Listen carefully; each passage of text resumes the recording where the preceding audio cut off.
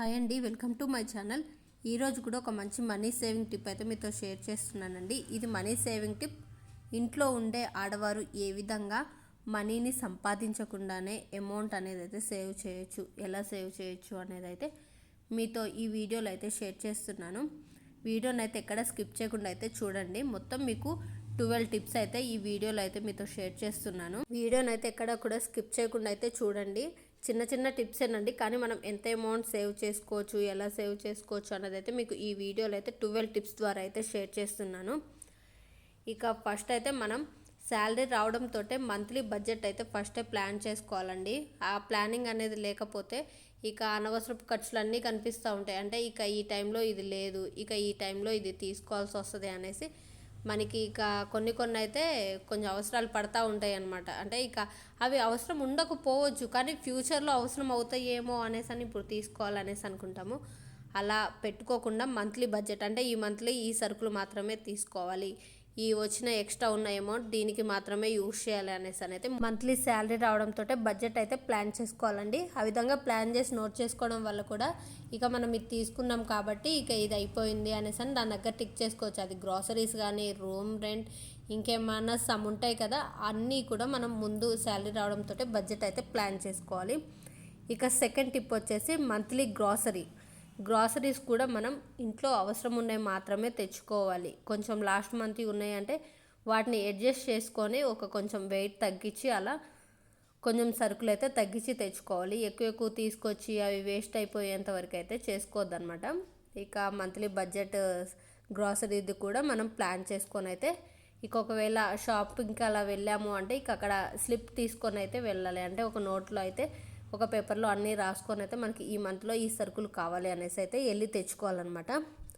Third tip వచ్చేసి organised kitchen. ఇది organised kitchen అని ఎందుకు నోట్ చేశానంటే మీకు ఇక్కడ మనం అవసరమైన సరుకులు మాత్రమే ఉంచుకోవాలి. ఇక అన్ని సరుకులు అలా ఆర్గనైజ్డ్ లాగా అలా సెల్ఫ్లో పెట్టేసి అవి మళ్ళీ పురుగు పడతా ఉంటాయి. మనం వాటిని చూసుకొని వాటిని వాడుకుంటూ ఉండాలి. పురుగు పట్టేదాకుంచి మళ్ళీ వెళ్ళి ఇక మళ్ళీ కొత్త పప్పు తీసుకొచ్చి, పప్పే కానీ ఏదైనా కానీ మనం అన్నీ అయితే తీసుకొచ్చి స్టాక్ అయితే పెట్టుకోవద్దు. మనకి కావాల్సినవి కొన్ని మాత్రం తెచ్చుకొని యూజ్ చేసుకోవాలి. ఇప్పుడు అవి వేస్ట్ అయిపోయినాయి అన్నా కానీ అవి డబ్బులు మనం వేస్ట్ అయిపోయినట్టే కదా. సరుకులు వేస్ట్ అయినాయి అంటే ఆ సరుకులు కూడా మనం డబ్బుతోనే తీసుకొస్తాం కాబట్టి డబ్బులు వేస్ట్ అయిపోయినట్టే. ఆ విధంగా కాకుండా కిచెన్లో సామాన్లు ఎప్పుడు ఎంత ఉన్నాయి, ఎలా ఉన్నాయి, ఏమేమి తెచ్చుకోవాలి నెక్స్ట్ మంత్కి అనేసి మనం ముందుగానే ప్లాన్ చేసుకోవాలన్నమాట. తర్వాత వచ్చేసి వంట నూనెలండి.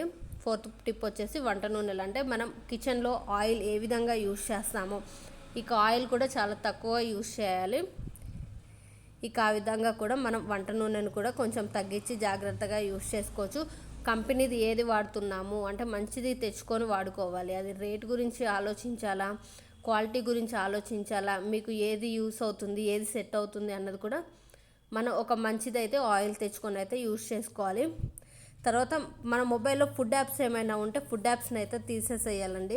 ఫుడ్ యాప్స్ ఉన్నాయి అంటే మన మొబైల్ ఆన్ చేస్తాము, ఇక ఏదో ఒకటి ఆర్డర్ పెట్టేస్తాము, అది ఇంటికి వచ్చేస్తుంది. ఇక వంట చేసే పని కూడా ఉండదు కదా.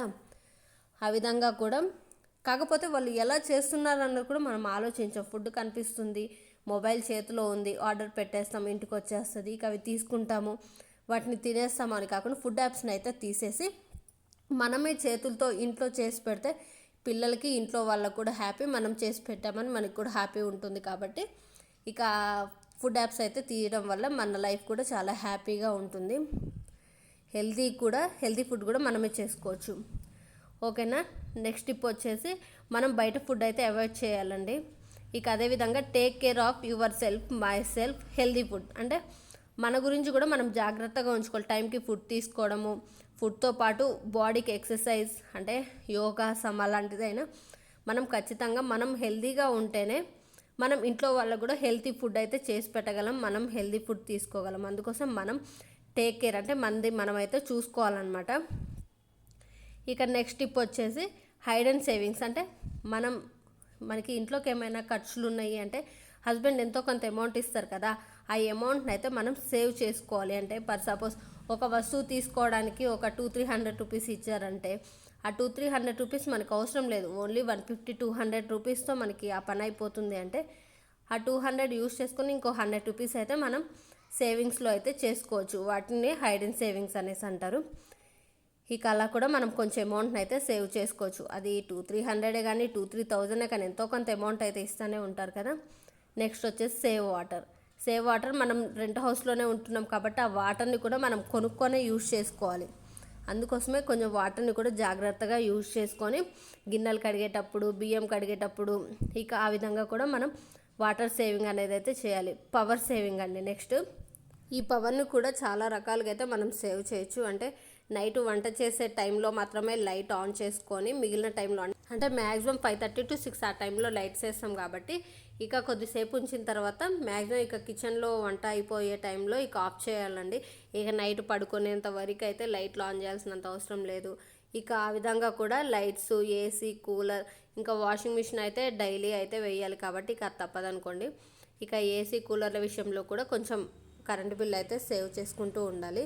ఇక అదేవిధంగా మనం మూవీస్కి వెళ్ళాలి అనుకుంటే ఫ్యామిలీ వచ్చేసి 4 members ఉన్నారంటే 1000 to 1500 అయితే అవుతుంది కదా. ఇంకా మూవీస్కి అయితే వెళ్ళకుండా ఇక 1-2 months తర్వాత అయితే మన మొబైల్లోకి ఆన్లైన్లోకి అయితే వచ్చేస్తున్నాం కాబట్టి మూవీస్ ఆ విధంగా కూడా మనం మనీ సేవింగ్స్ అనేది అయితే ఎంతో కొంత అయితే అమౌంట్ సేవ్ చేసుకోవచ్చండి. చూసారు కదండి, ఇంట్లో ఉండే ఆడవారు డబ్బు సంపాదించకపోయినా మనీ ఏ విధంగా సేవ్ చేసుకోవచ్చు. ఈ వీడియో మీకు నచ్చినట్లయితే లైక్ చేయండి. మరిన్ని వీడియోస్ కోసం మన ఛానల్ని సబ్స్క్రైబ్ చేసుకోండి. Thanks for watching.